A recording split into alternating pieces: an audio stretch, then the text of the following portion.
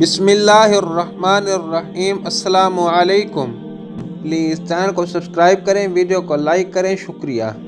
جس دن مغیرہ بن شعبہ حاکم کوفہ کا انتقال ہوا تو وہ خطبہ کے لیے کھڑے ہوئے اور اللہ کی تعریف اور خوبی بیان کی اور کہا، تم کو اکیلے اللہ کا ڈر رکھنا چاہیے، اس کا کوئی شریک نہیں، اور تحمل اور اطمینان سے رہنا چاہیے اس وقت تک کہ کوئی دوسرا حاکم تمہارے اوپر آئے، اور وہ ابھی آنے والا ہے۔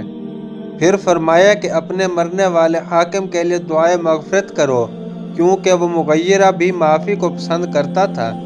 پھر کہا کہ اس کے بعد تم کو معلوم ہونا چاہیے کہ میں ایک دفعہ نبی کریم صلی اللہ علیہ وآلہ وسلم کے پاس آیا اور میں نے عرض کیا کہ میں آپ سے اسلام پر بیعت کرتا ہوں۔ آپ صلی اللہ علیہ وآلہ وسلم نے مجھ سے ہر مسلمان کی خیر خواہی کے لیے شرط کی، بس میں نے اس شرط پر آپ سے بیعت کر لی۔ بس اس مسجد کے رب کی قسم کہ میں تمہارا خیر خواہ ہوں۔ پھر استغفار کیا اور ممبر سے اتر آئے۔ صحیح بخاری کی حدیث سے مروی ہے۔ اللہ تعالی ہم کو اس پر پختہ یقین کے ساتھ عمل کرنے کی توفیق عطا فرمائے اور ہماری زندگیوں کو ایمان کی دولت سے مالا مال فرمائے، آمین۔ السلام علیکم ورحمۃ اللہ وبرکاتہ۔